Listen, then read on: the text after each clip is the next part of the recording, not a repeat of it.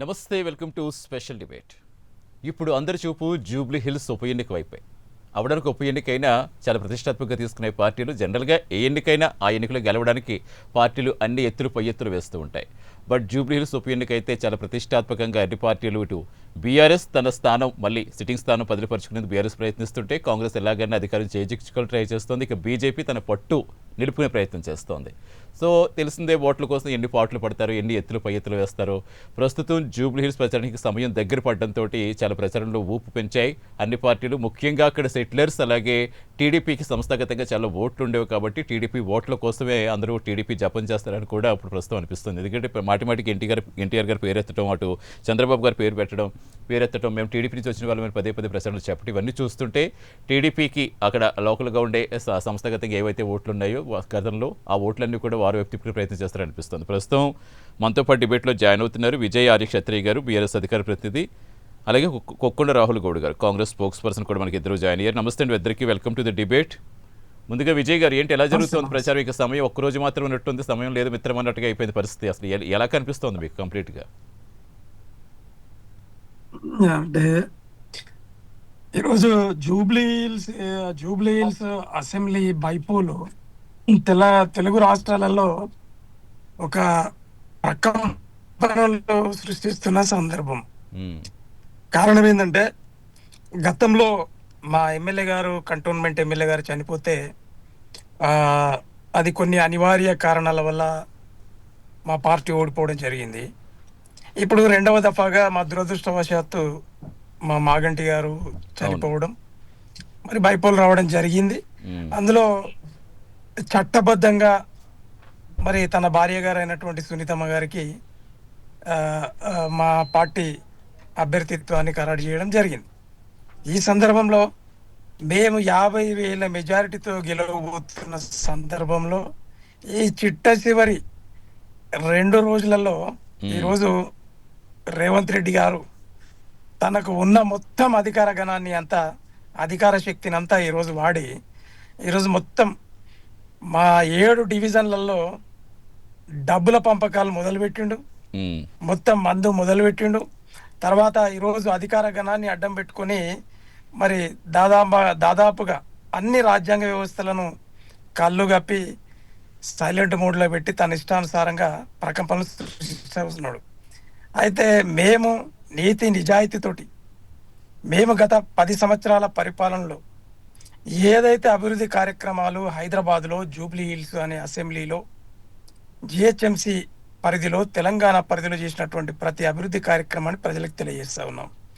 అలాగే వచ్చే కాలంలో ఈరోజు కాంగ్రెస్ అబద్ధపు హామీలు ఇచ్చి 420 హామీలు ఇచ్చి కనీసం 20 హామీలు కూడా నెరవేర్చలేని పరిస్థితులు 2 సంవత్సరాలు, దాదాపు ఇంకొక నెల అయితే 2 సంవత్సరాలు అవుద్ది.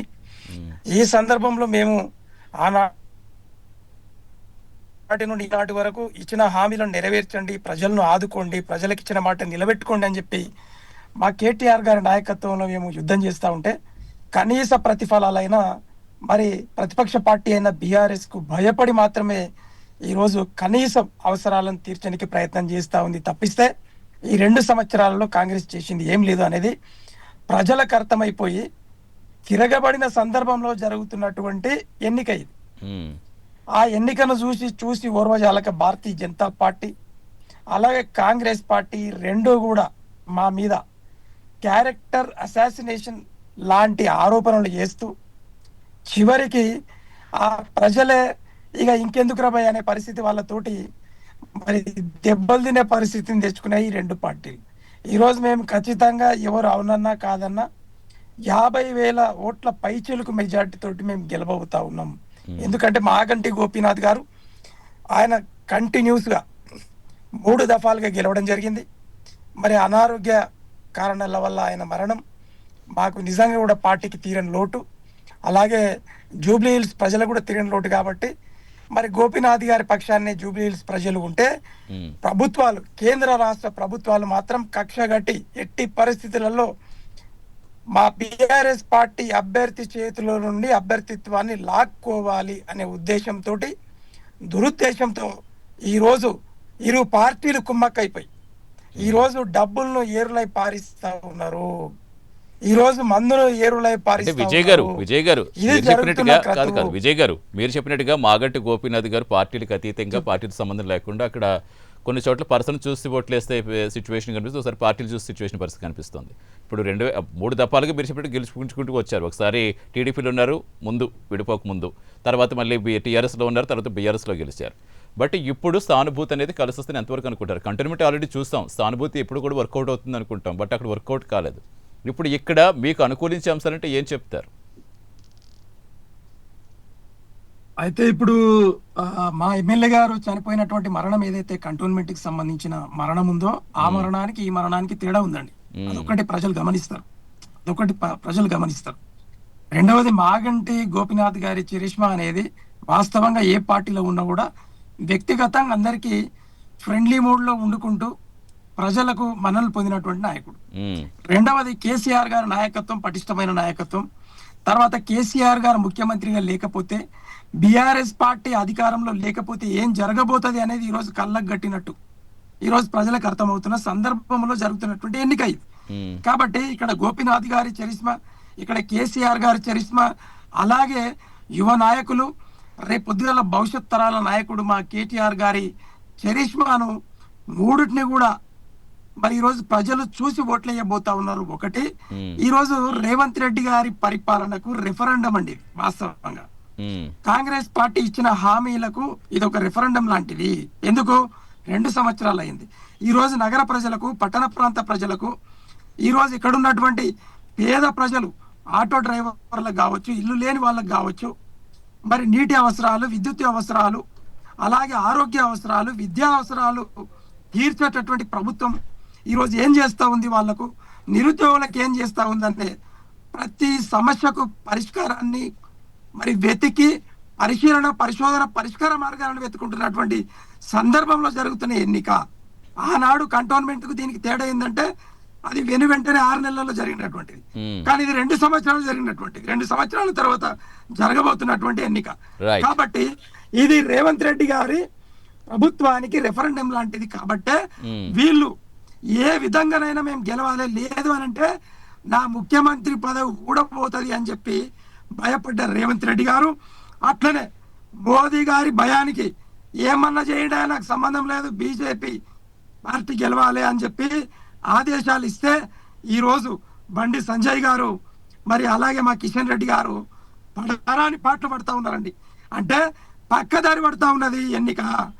కాబట్టి ఈరోజు భారతీయ జనతా పార్టీ కానీ కాంగ్రెస్ పార్టీ కానీ బీఆర్ఎస్ కు జరగబోయే విజయాన్ని, బీఆర్ఎస్ కు రాబోయే విజయాన్ని వాళ్ళు చూసి ఓర్వజాలక ఈ రోజు డబ్బును మద్యాన్ని ఒకవైపేమో బీజేపీ మీతో కుమ్మక్కైంది, మీరు ఎక్కడ చూసినా కాంగ్రెస్ వాళ్ళు చెప్పడం, మీరు ఎక్కడ చూసినా కాంగ్రెస్ ని టార్గెట్ చేస్తున్నారు, బీజేపీని పల్లెత్తు మాట అంటలేదు, అటు బీజేపీ కూడా కాంగ్రెస్ టార్గెట్ చేస్తుంది కానీ పల్లెత్తు మాట అంటలేదు. మీరు అంతర్గత కుమ్మక్కని వాళ్ళు చెప్తున్నారు. సరే, కంటిన్యూ చేద్దాం విజయ్ గారు. ఎస్, రాహుల్ గారు, జనరల్గా ఏ ఎన్నికైనా ఏ పార్టీని లైట్ తీసుకుంటుందని అనుకోలేం. ఎక్కడైనా గెలుపు అనేది అందరికీ కూడా అల్టిమేట్ కాబట్టి ఖచ్చితంగా ఆ విధంగా ప్రయత్నిస్తాయి. బట్ ఒక ఉప ఎన్నికకి ఎంత హైప్ వస్తుందంటే ఏంటి అసలు? ఎందుకు ఇంతలాగా మొత్తం క్యాడర్ అందరినీ మొత్తం దింపి ఇంత ఆరోపణలు, ప్రత్యారోపణలు, విమర్శలు ఈ స్థాయిలో ఒక ఉప ఎన్నిక అవసరమా? అంటే జనరల్గా అవసరమా అంటే అవసరం అనేది అక్కడ యాంగిల్ ఏంటంటే గెలిస్తే మీకు ఒకటి పెరుగుతుంది, అటు బీఆర్ఎస్ తన సిట్టింగ్ స్థానం ఉంటుంది, ఒక అధికారం మారిపోవడం అనేది అంత పెద్ద టర్నింగ్ పాయింట్ కాదు. కానీ ఏంటి ఇంత హైప్ దేనికి వస్తుంది అనుకోవాలి? ఎన్నికకి ఎంతలా భయపడుతున్నారు నిజంగానే? ఇప్పుడు వాళ్ళు ఏదైతే విమర్శిస్తున్నారో బీఆర్ఎస్ వాళ్ళు, ఒకవేళ దీన్ని గెలవకపోతే ఆయన సీఎం పేయటానికి ఏదో ముప్పు ఉంది కాబట్టి ఇంతలా ప్రయత్నిస్తారని వాళ్ళు ఆరోపిస్తున్నారు. అలా భయం ఏమైనా కనిపిస్తోందా? ముందుగా మీకు ప్యానల్ పెద్దలకి good afternoon sir. Good afternoon, చెప్పండి. ముఖ్యమంత్రి రేవంత్ రెడ్డి గారికి జూబ్లీహిల్స్ ఎన్నికకు ఒక గెలిపించుకోవాలని దిశగా ఆలోచిస్తుంది, కానీ ముఖ్యమంత్రి గారు సీట్ ఏదో పోతుంది, ఏదో తప్పుదారి పడుతుంది, ముఖ్యమంత్రి రేవంత్ రెడ్డి గారి స్థానంలోకి ఇంకో నాయకుడు వస్తాడు అని ఎవరు కలలు కానీ మా కాంగ్రెస్ పార్టీ వాళ్ళు కూడా లేరు. ప్రతిపక్ష వాళ్ళు ఏదో మాట్లాడుతారు, సోషల్ మీడియాలో దుష్ప్రచారాలు వేసుకొని. బీఆర్ఎస్ పార్టీ వాళ్ళ సోషల్ మీడియా ఎట్లుంటది అంటే సార్, కరెక్ట్ చెప్పారు అంటే మీరు అవన్నీ చెప్పారు, వాళ్ళు అవన్నీ కట్టింగ్లు ఉంటాయి, వాళ్ళ దగ్గర క్లిప్స్ ఉంటాయి, వాట్సాప్ క్లిప్పులు. వాళ్ళు కరెక్ట్ చెప్పమంటే వాట్సాప్ గ్రూప్ లో తీసి చూపిస్తారు, అంటే వాళ్ళు వాట్సాప్ సోషల్ మీడియా వాడుతుంటారు. మన లెక్క డిజిటల్ సోషల్ మీడియా వాడరాలు. సో వాళ్ళకి బేసిక్ కొంచెం నాలెడ్జ్ తక్కువ ఉంటుంది బీఆర్ఎస్ పార్టీ వాళ్ళకి ఎంతైనా కానీ. అంటే కాన్ఫిడెంట్ కాకుండా ఓవర్ కాన్ఫిడెంట్ ఉంటుంది అన్నమాట. కేటీఆర్ అదే విధంగా మాట్లాడుతుంటాడు, కేసీఆర్ అదే స్టైల్లో మాట్లాడుతుంటారు, పాపం నాయకులు హరీష్ రావు కూడా అదే మాట్లాడబోతున్నారు. కానీ అవన్నీ వర్కౌట్ కావు. రేవంత్ రెడ్డి గారికి సంబంధం ఉండదు సార్. కాకపోతే ఏంటంటే జూబ్లీహిల్స్ నియోజకవర్గంలో అది ఉన్నత నియోజకవర్గం కూడా అందరికీ తెలుసు. మాకు ప్రత్యేకంగా ఈ తెలంగాణ రాష్ట్రంలో మేము అధికారంలోకి వచ్చి 2 సంవత్సరాలు అవుతుంది. సో మేము ఇచ్చే పథకాలైనా అవన్నీ దృష్టిలో పెట్టుకొని వాటన్నిటిని దృష్టిలో పెట్టుకొని మాకు ఓటు కల్పించండి అని చెప్పి ఒక ముఖ్యమంత్రి ఉండి, తెలంగాణ రాష్ట్రానికి ముఖ్యమంత్రి ఉండి, మాకు అవసరం కూడా లేదు సార్ ఆ సీటు. అంటే మేము ఆ సీట్ వస్తేనే రేవంత్ రెడ్డి గారు ముఖ్యమంత్రి అవుతారు, కాంగ్రెస్ పార్టీకి అధికారం కోసం అన్నది అవన్నీ ఏం లేవు కదా సార్. కానీ ప్రత్యేకంగా హైదరాబాద్ లో మాకంటూ రేవంత్ రెడ్డి గారు ఆయన నోటిదారు కూడా చెప్పాడు, మాకు ఒక సీటు కావాలి. ఆ సీటు మొన్న అజారుద్దీన్ కూడా మన మంత్రి పదవి కూడా ఇచ్చాడు. ఎందుకంటే ఎంఐఎం మద్దతు ఉంది నవీన్ కి అంటారు. కానీ సార్ మేము అందరు కాంగ్రెస్ పార్టీ అనేది స్వేచ్ఛ అందరికి ఇస్తారు సార్. మేము మత రాజకీయాలు బీజేపీ లెక్క అయ్యాము, సెల్ఫిష్ రాజకీయాలు మేము బీఆర్ఎస్ పార్టీ లెక్క అయ్యాము. ఎందుకంటే మేము కాంగ్రెస్ పార్టీ అనేది నేషనల్ పార్టీ. ఇందులో ఒకరు మించిన వాళ్ళు ఒకరు ఉంటారు. మా సముద్రం లాంటి తొవినా కొద్దికి వస్తూనే ఉంటది, ఇంకా దాని లోతు మనకు దొరకదు. సో కాంగ్రెస్ పార్టీలో స్వేచ్ఛ ఎక్కువ ఉంటది. ఎవరైనా మాట్లాడచ్చు, ఎవరైనా క్వశ్చన్ చేసుకోవచ్చు, ఎవరైనా ప్రశ్నించుకోవచ్చు. ఒక మంత్రినైనా ఎవరినైనా ముఖ్యమంత్రి అయినా ప్రశ్నించవచ్చు. ఒక కార్యకర్త అది కార్యకర్తకు తెలుసు, రేవంత్ రెడ్డి గారికి తెలుసు, హైకమాండ్ కూడా తెలుసు. సో మాకంటూ జూబ్లీహిల్స్ లో మాకు ఎందుకంటే ఇప్పటి వరకు 3 సార్లు అవకాశం ఇచ్చారు. అభివృద్ధి చేయడం జరిగింది సార్. రోడ్లు ఏడా అభివృద్ధి జరిగినాయి సార్? ఇక్కడ ఉన్న గుంతలు అక్కడనే ఉన్నాయి. గల్లీల కాడికి పెడితే మెయిన్ రోడ్ల దాకా ఎక్కడ అభివృద్ధి అయిందని ఏ శంకుస్థాపనలు చేసిండు ఆయన మాగంటి గోపీనాథ్. సరే 3ోసారి గెలిపించారు. ప్రజలను ఏదో డైవర్షన్ పాలిటిక్స్ తీసుకొని పాపం వాళ్ళు ఏమనుకున్నారంటే వస్తాడేమో మా కేసీఆర్ అధికారంలోకి వస్తాడేమో అని చెప్పి ఆ సానుభూతితో ఓట్లు వేసారు. కానీ మాగంటి గోపీనాథ్ చూసి ఏదో ఆయన ఏదో మొత్తం ఆడ తీర్చిదిద్దిరని చెప్పి కాదు సార్. ఒక మనిషికి 3 సార్లు అవకాశం ఇచ్చారు. ఓకే, ఆయన గెలిచిండు కాదంటే మేము ఏమడుతున్నాం, మేము గుంజుకుంటలేం సార్. మేము ఒక రిక్వెస్ట్ పూర్వకంగానే అడుగుతున్నాం. ఇక అభివృద్ధి మీతో కాలేదు బీఆర్ఎస్ పార్టీ వాళ్ళతో మేము చేస్తాము. అధికార పార్టీలు ఉన్నదే ఏదైనా చేయొచ్చు, అభివృద్ధి అయినా ఏదైనా. ప్రతిపక్ష పార్టీ చేయగలుగుతా సార్. అది కేటీఆర్ కు తెలుసు, రేవంత్ రెడ్డి గారికి తెలుసు, ఇతర నాయకులు తెలుసు, ప్రజలకు కూడా తెలుసు. సో ఇప్పుడు అధికారం లేదు కాబట్టి దాని దిక్కే ఎవరైనా చూస్తారు ప్రజలు కూడా. గతంలో 10 సంవత్సరాలు కేసీఆర్ కూడా అధికారం ఉన్నప్పుడు మనం ప్రతిపక్షంలో ఉన్నా కానీ అట్లాంటి ఉప ఎన్నికలు వచ్చినా గానీ 10 సంవత్సరాల్లో మేము ఓటమి పాల్గొవచ్చు, కొన్ని విజయపాలు కావచ్చు. కానీ గెలుపు ఓటమి సహజం. ఎవరు ఒకరు గెలవచ్చు, ఒకరు ఓడిపోవచ్చు. ఏ రాజకీయ నాయకుడు ఎవరు కోరుకోరు కదా సార్ ఒక నాయకుడు చనిపోవాలని. అంటే ఇప్పుడు అధికారంలో ఆల్రెడీ మీరు కాంగ్రెస్ పార్టీ ఉంది రాహుల్ గారు. ఇప్పుడు సరే జూబ్లీహిల్స్ తో ప్రతిపక్ష పార్టీ ఎమ్మెల్యే అయినప్పటికీ అక్కడ సంబంధం ఉండదు కదా. మీరు నిజంగా అభివృద్ధి చేయాలి అనుకుంటే కనుక మన నియోజకవర్గం మన పార్టీకి చెందిన ఎమ్మెల్యే ఆ నియోజకవర్గానికి ఉండాలి అనేది కూడా కాన్సెప్ట్ కాదు కదా. మీరు రాష్ట్రానికి చెందిన అధికార పార్టీ, అక్కడ నిజంగా లోటుపాట్లు ఉంటే అక్కడ మీకు అధికారం ఉన్నా లేకపోయినా తీర్చే బాధ్యత మీకు ఉంటుంది కదా. డెఫినెట్ గా ఉంటుంది సార్. మేము ఏమంటున్నామంటే మాకు రేవంత్ రెడ్డి గారు ఒకటి మన స్పీచ్ లో కూడా ఏం చెప్తుండు, నవీన్ యాదవ్ ఒక బీసీ సామాజిక వర్గానికి చెందిన వ్యక్తిని, లోకల్ అభ్యర్థి. మాగంటి గోపీనాథ్ లోకల్ అభ్యర్థి కాదు. ఆయన కాకుండా 47 ఏళ్ళు అవుతుంది సార్. ఇప్పుడు అక్కడ లోకల్ అభ్యర్థికి టికెట్ ఇవ్వకుండా ఒక బీసీ బిడ్డగా ఉన్నాడు, ఆయనకి ఇవ్వండి. మొన్న ఒక మంత్రి పదవి అజరుద్దీన్ కూడా చేసిన మాట ఇచ్చిన ప్రకారంగా రేపు భవిష్యత్తులో ఇంకా రేవంత్ రెడ్డి గారి దగ్గర మంత్రి పదవులు కూడా చెప్పలేము సార్. ఒక బీసీ బిడ్డగా ఒక యువ నాయకుడు కాబట్టి మంత్రి పదవి ఇస్తే హైదరాబాద్ ప్రాంతాలకి భవిష్యత్తులో ఇంకా పెట్టుబడులు వస్తాయి. రేవంత్ రెడ్డి గారి దగ్గర పోయి అడగడానికి ఒక ఎమ్మెల్యే ఉండాలి అని చెప్పి జూబ్లీహిల్స్ ప్రజలకు ఒక సూచన ఇచ్చింది సార్. ఎందుకంటే ఇక్కడ నుంచి రేవంత్ రెడ్డి గారు ప్రతిపక్ష నాయకులుగా వచ్చి రేవంత్ రెడ్డి గారిని అడగలేరు. అడిగినా గానీ కొంచెం కన్ఫ్యూజ్ ఉంటుంది. ఏదైనా మీకు తెలుసు కదా సార్, ప్రతిపక్షం నుంచి ఒక అధికార పార్టీకి వచ్చి అడగాలంటే అంత పాసిబుల్ కాదు. సో మన పార్టీ నుంచి ఒక క్యాండిడేట్ ఉండాలని చెప్పి నవీన్ యాదవ్ గారిని గెలిపిమని చెప్పి రేవంత్ రెడ్డి గారు అంటారు. ఈవెన్ మేమైనా అంటున్నాం, మేము ఏమైతే అంటున్నాం సార్, మేము 2 సంవత్సరాల అధికారం నుండి మేము పథకాలు ఏ విధంగా ఇచ్చినామో ఆ పథకాలను దృష్టిలో పెట్టుకొని అవన్నీ పట్టుకొని ప్రజలు ఓట్లు వేస్తారు. ఆల్రెడీ మేము జూబ్లీహిల్స్ లో కూడా నేను స్వయంగా నేను కూడా వెళ్ళిన సార్. నేను అక్కడ చూస్తే పాజిటివ్ గా ఉంది కాంగ్రెస్ పార్టీ గెలుపు దశన. ముఖ్యమంత్రి రేవంత్ రెడ్డి గారు కూడా అదే చెప్పారు. నేను అక్టోబర్ 31 తారీఖు కూడా నేను ఐన్యూస్ లో కూడా చెప్పిన సార్, 30,000 మెజారిటీతో గెలుస్తారని చెప్పన్నారు. మొన్న రేవంత్ రెడ్డి గారు కూడా అన్నారు. అంటే మా సర్వే మాకు ఉంటది, ఎవరు సర్వే వాళ్ళకు ఉంటుండొచ్చేమో, కాదనట్లే, నేను తప్పు పట్టట్లే. కానీ కేసీఆర్ ఉన్నాడు సార్ ఇంతవరకు స్టార్ క్యాంపెయిన్ గారు వేయించుకోండి. 40 మంది జాబితాలో ఉన్నారు. చూస్తా, నేను కూడా చూస్తా, మీరు అందరు చూసారు. ఇప్పుడు కంటోన్మెంట్ ఉప ఎన్నిక చూస్తాం, కానీ ఇంతేం కనిపించలేదు అక్కడ. సరే మీరు గెలిచారు, ఇప్పుడు గెలిపోవటంలో ఎవరికొకరికే దక్కుతుంది. అది ఫైనల్. ఇంక మనం ఎవరు గెలుస్తారో ఎవరు ఓడిపోతారో మనం ముందుగా ఎస్టిమేట్ చేయలేం. కాకపోతే ఇంతలా మొత్తం అంతమంది మంత్రులు దింపి ఒక్కొక్క డివిజన్కి ఎదురేసి మంత్రులను అక్కడ పెట్టి అంటే ఎంత స్థాయిలో దట్టు ఇప్పుడు మరో అంశం ఏంటంటే పదే పదే చంద్రబాబు గారి ప్రస్తావన ఎన్టీఆర్ గారి ప్రస్తావన తీసుకురావటం అంటే ఏంటి అంటే జూబ్లీ హిల్స్ ఉప ఎన్నికకి సంబంధించి వీళ్ళు సెటిలర్స్ కావచ్చు టీడీపీ ఓట్లు ఇంకా అలాగే ఉన్నాయి కాబట్టి వాళ్ళందరినీ ఆకట్టుకునే ప్రయత్నమా? సార్ ఇప్పుడు మనం దాన్ని ఆలోచించే విధానం బట్టి ఉంటుంది సార్. చాలా రూట్స్ ఉంటాయి. రేవంత్ రెడ్డి గారు ఏమంటారు అంటే అభివృద్ధి కేసీఆర్ తో జరగలేదని చెప్పి స్వయంగా ఓపెన్ గా చెప్తుండు. అభివృద్ధి ఎగ్జాంపుల్ గా చెప్పాడు. ఆయన గురువు కావచ్చు, మీరు ఏదైనా అనుకోండి. అంత ముందు కేసీఆర్ కూడా ఒకటే టీడీపీలో ఉన్నాడు, రేవంత్ రెడ్డి గారు కూడా ఒకటే టీడీపీలో ఉన్నారు. ఇప్పుడు వివిధ పార్టీల హోదాలో ఆయన మాజీ ముఖ్యమంత్రి ఉన్నప్పుడు ఈయన ముఖ్యమంత్రి ఉన్నాడు రేవంత్ రెడ్డి గారు. సరే ఎవరి స్థానం వాళ్ళకి భగవంతుడు కల్పించండు, దాన్ని కాదంటే కేసీఆర్ తో అభివృద్ధి కాలేదు 10 సంవత్సరాలు. చంద్రబాబు నాయుడుతో అయ్యింది. నేను ఒప్పుకుంటున్నా, రాజశేఖర రెడ్డి కాంగ్రెస్ పార్టీ తరపు నుంచి అవుతుంది, నేను ఒప్పుకున్నా అని అన్నాడు. కానీ కేసీఆర్ తో అభివృద్ధి కాలేదని చెప్పి కేసీఆర్ నోరు తెలుసుకునేంత వరకు ఆయన మాట్లాడతాడని చెప్పి రేవంత్ రెడ్డి గారు అదే అంటారు సార్. ఇప్పుడు మేము ఏమంటాం సార్, ఒక ప్రతిపక్ష నాయకుడు ఉన్నాడు.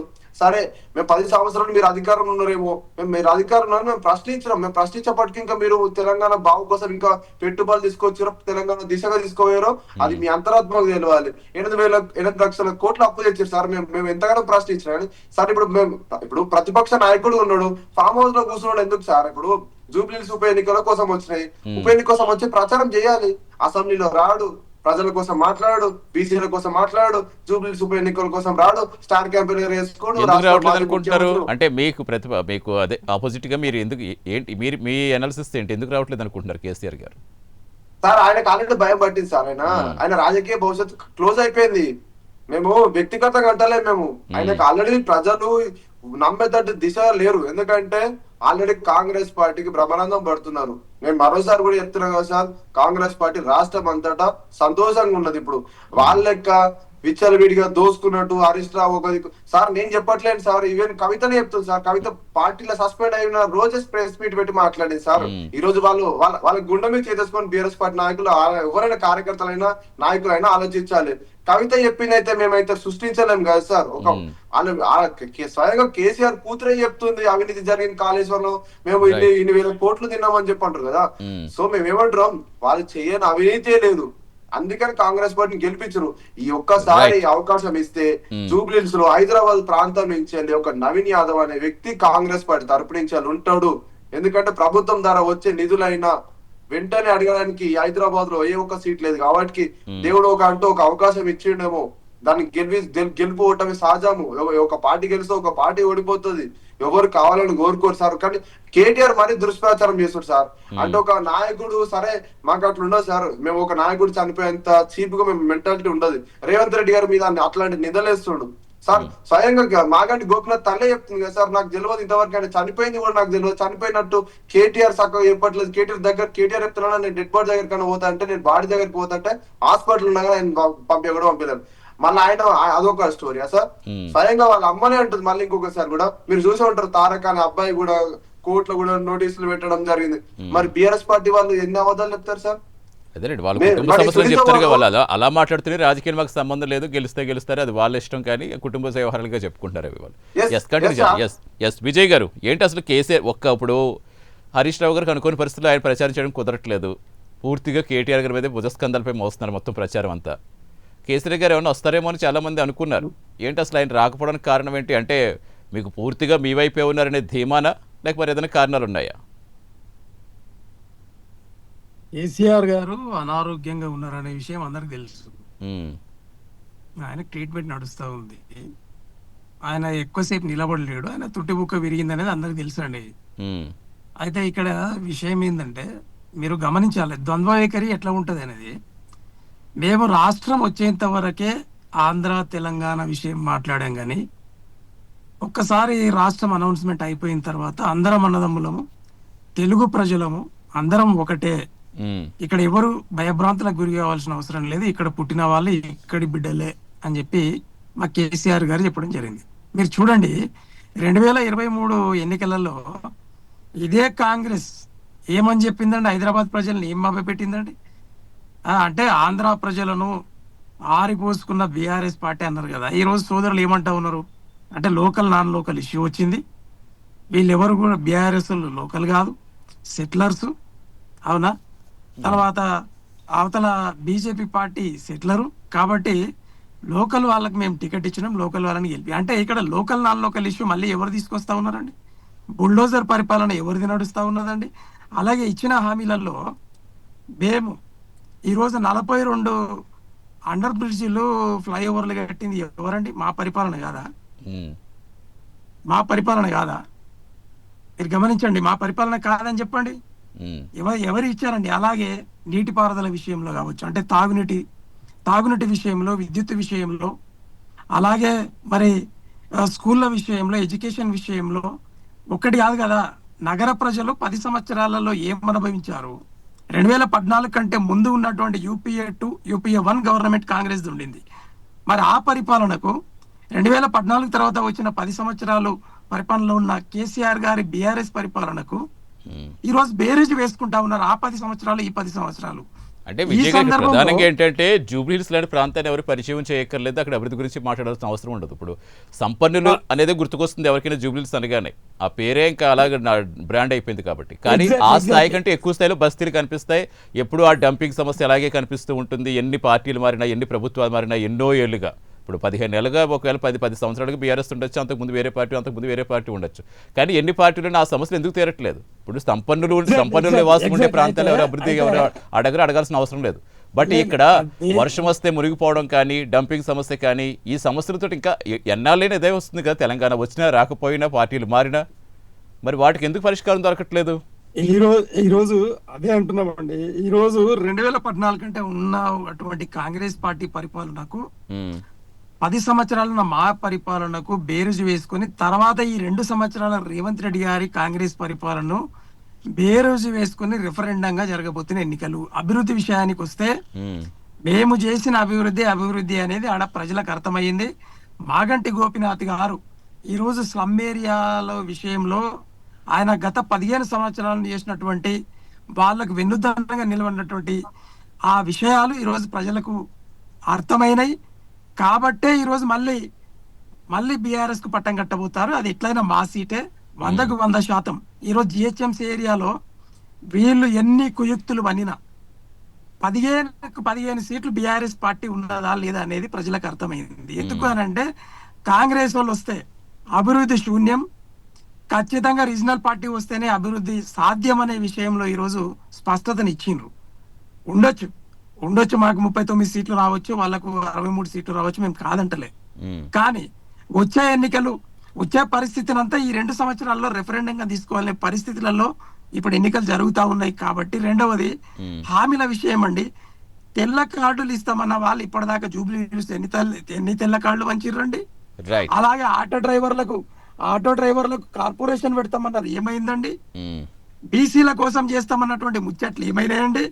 ఈ రోజు బీసీల విషయంలో మాకు చేత కాదని చెప్పి కేంద్ర ప్రభుత్వంకు దాఖలు చేసినటువంటి ఈ కాంగ్రెస్ పార్టీ బీసీలు క్షమిస్తారా? వాళ్ళను బీసీలు క్షమిస్తారంటే బీసీ అభ్యర్థిని పెడితే బీసీల ఓట్లు మాకు పడతాయనే ఉద్దేశంతో మీరు ఒక బీసీకి ఇచ్చినంత మాత్రాన మీరు చేసిన పాపాలు ఈ 2 సంవత్సరాలలో మరి బీసీల 42% ఏమైపోయింది రిజర్వేషన్ మీరు చూసిరి. ఈ రోజు ఎన్నికలు రద్దు అయిపోయాయి, ఎన్నికలు క్యాన్సిల్ అయిపోయాయి. రెండవది ఈ రోజు తులం బంగారం ఇస్తామంటారు, ఏమైపోయింది? విద్యుత్ ఫ్రీ అంటారు, ఏమైపోయింది? ఈ రోజు మరి బడుగు ప్రధానంగా బాకీ కార్డ్ అనేది ఒకటి తీసుకెళ్తున్నారు. వస్తే ఏం చేస్తారు, ఏం చేయగలము అనేది దాంట్లో ఏం చెప్పగలుగుతున్నారు? 100కు 100% అండి. ఈ రోజు 2 సంవత్సరాల క్రితం అంటే మా గోపీనాథ్ గారు స్వయంగా పేదల పక్షపాతి కాబట్టి ఆయన 3 సంవత్సరాలుగా ఆయన ఎన్నికైంది. ఇప్పుడు 4వ దఫాగా వాళ్ళ భార్య గారు ఎన్నికైన తర్వాత మేము సమస్యలను ఈరోజు ఉన్నటువంటి ప్రభుత్వానికి విన్నవించి మీరు ఇచ్చిన హామీలను నెరవేరిస్తే ప్రజలు బాగుపడతారు. మీరు కాబట్టి 420 హామీలు ఖచ్చితంగా నెరవేర్చి మరోసారి కూడా మీరు పరిపాలన చేయండి. కానీ ఇచ్చిన హామీలను మాత్రం తుదముట్టించొద్దు, ఇచ్చిన హామీలు ప్రజలకు ఇవ్వండి అని మేము వాళ్ళను అదే పడతా ఉన్నాము. ఎందుకంటే ప్రజాస్వామ్యంలో మార్పు తప్పదు, ఎవరికి కూడా శాశ్వతం కాదు పాలన అనేది. కాబట్టి మీరు ఇచ్చిన హామీలు నెరవేర్చిన రోజు ఖచ్చితంగా మీరు ఇంకొకసారి మళ్ళీ గదెనెక్కుతారు. లేదా ఇచ్చిన హామీలు జరసేపటి కోసం కేసీఆర్ అంటే ఈ గారిని ఎన్నిక డిసైడ్ దృష్టిలో చేస్తుందని పెట్టుకొని చెప్తున్నారు. ఈ ఎన్నిక డిసైడ్ చేస్తుంది. అది కాంగ్రెస్ ఈ ప్రభుత్వం ఎన్నిక రెఫరెండంగా 100% ఇటు రెఫరెండం, బీఆర్ఎస్ బలం ఉందా 100% లేదా, అటు 50,000 బీజేపీకి బలం ఉందా లేదా? మెజారిటీతోటి ఎస్ అండి, ఎస్ కండి మేము రాహుల్ గారు గెలవబోతా ఉన్నాం. ఇప్పుడు వాళ్లకు బుద్ధి చెప్పబోతున్నాం. ఇదే జూబ్లీ హిల్స్ ఎన్నిక రెఫరెండంగా మారి గుదిబండంగా మారబోతున్నది. Yes, Congress right. పార్టీ ఓటమి ఈ ఎన్నికతోటి మరి ముందడి చేస్తుందండి. ఎస్ రాహుల్ గారు, జనరల్గా ఏ అంశాన్ని కూడా ఎన్నికల్లో ప్రచారంలో భాగంగా ఏది వదలరు. ఇప్పుడు సినీ కార్మికుల సమస్య అప్పుడు ఎన్ని రోజుల పాటు వాళ్ళు దీక్ష చేస్తారో, ఎంత ఉద్యమాలు చేస్తారో తెలిసిందే. కానీ ఇప్పుడే ప్రకటించడం వెనక ఏంటి మర్మం ఏంటి? సార్ ఇప్పుడు సినీ కార్మికులనైనా మేము యాక్టర్లైనా ప్రోత్సహించేటోడు ఒక రేవంత్ రెడ్డి గారే. ఎందుకంటే గతంలో ఎన్నడూ కూడా ఒక సెలబ్రిటీని కానీ కార్మికులను కానీ సినీ కార్మికులు ఎవరిని కూడా ఒక రోజు కూడా దగ్గర తీసుకొని ప్రెస్ కాన్ఫరెన్స్ పెట్టి వాళ్ళతో చర్చ ఇంత వరకు చరిత్రలో లేదు సార్. ఏ ముఖ్యమంత్రి కూడా గతంలో 10 సంవత్సరాలు కేసీఆర్ ఉన్నప్పుడు ఏ ఒక్క రోజైనా చర్చించిండా? మా సూటి ప్రశ్న. చర్చించలేదు సార్. ఒకటి చెప్పాలంటే పథకాలు పదే అంటారు కదా, నేను పథకాల గురించి ఒకటి చెప్తా. ఈ కాంగ్రెస్ పార్టీ ఎంత గొప్పతనమో రేవంత్ రెడ్డి గారి గొప్పతనం గురించి ఒకటి చెప్పాలి.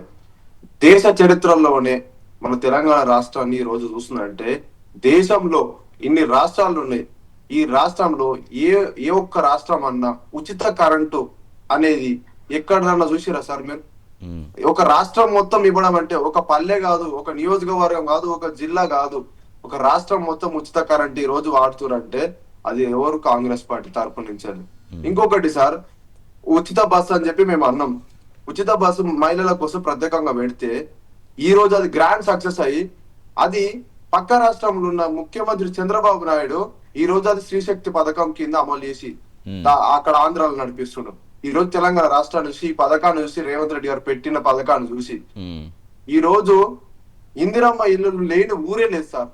ఎందుకంటే గతంలో రాజశేఖర రెడ్డి గారి పీరియడ్ లో చూసుకుంటే మీరు చూసే ఉంటారు, గ్రామాన ఒక్క ఇల్లు అని ఉంటుంది సార్. అట్లీస్ట్ ఒక ఇల్లు మించు ఒక ఇల్లు నుంచి ఒక 20 ఇల్లులు, ఒక 10 ఇల్లు అని ఉంటాయి సార్ గ్రామాన. అదే ఈ రోజు ఆ 10 ఇళ్ళ నుంచి ఒక 50-100 ఇల్లులు కూడా అవుతున్నాయి ఒక గ్రామానికి. అంటే దేశ చరిత్రలో ఉన్న కాంగ్రెస్ పార్టీ అంటే గొప్పతనం గురించి. గతంలో 10 సంవత్సరాలు కేసీఆర్ అధికారం ఉన్నప్పుడు ఏ ఒక్క ఇళ్ళని ఇచ్చిండా? డబుల్ బెడ్రూమ్ అని చెప్పి కట్టించాడు. కట్టించిన వాటిలో గోడలు ఉన్నాయి, అందులోకి గృహప్రవేశం చేసి మన జనాలు ప్రజలు వెళ్ళిరా సార్? వెళ్ళలేదు. బీజేపీ కేంద్రంలో ఉన్నది. కేంద్రంలో ఉన్నప్పుడు ఏ ఒక్క ఇళ్ళన్నా కట్టించి ఇచ్చిండా మోడీ?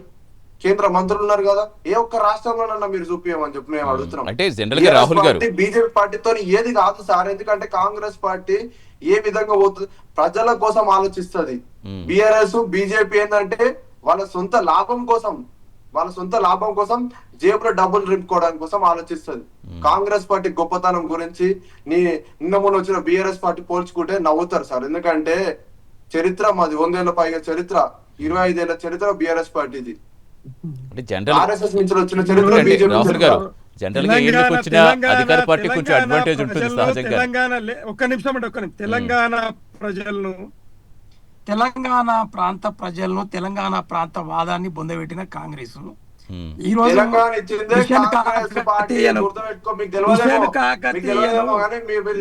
భగీరథను ఈ రోజు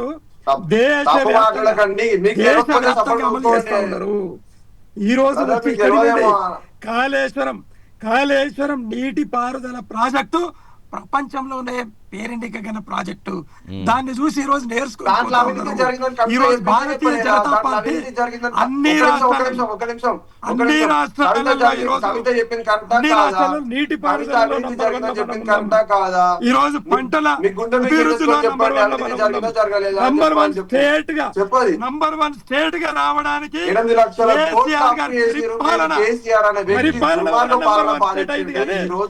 కాంగ్రెస్ పార్టీ పరిపాలన వల్ల దుర్మార్గం పరిపాలన అవసరం ఉన్నది.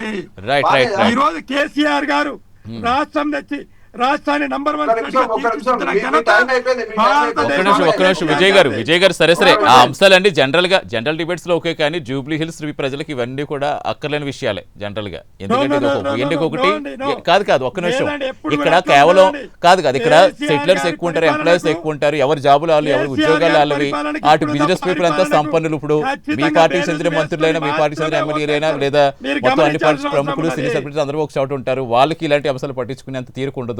ఇటు బస్తీవాసులు అంటారా, వాళ్ళకి రోజు పనికి వెళ్ళామా, వాళ్ళకి డబ్బులు ఇష్టం లేదా, ఈ సమస్యలో వాళ్ళు ఉంటారు.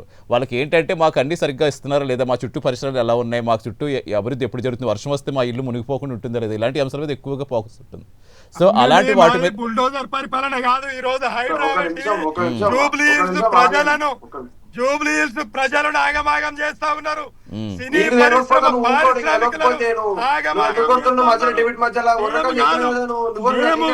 చట్టబద్ధంగా ధర్మబద్ధంగా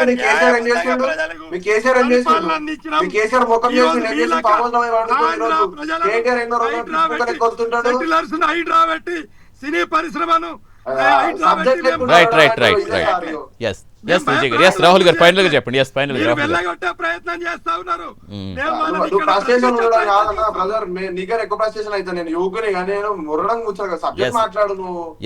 రాహుల్ గారు, హైడ్రా అనేది మీరు హైడ్రాతో మాకు ఎందుకు వ్యతిరేకమైతే సార్? నినాక మొన్న కాలనీ వాసులు ఎక్కడి నుంచి పల్లె నుంచి పెడితే పట్నం దాకా హైడ్రాకి జై కొడుతురు సార్. ప్రతిపక్ష పార్టీలో బీఆర్ఎస్ పార్టీ వాళ్ళు కూడా జై కొడుతురు.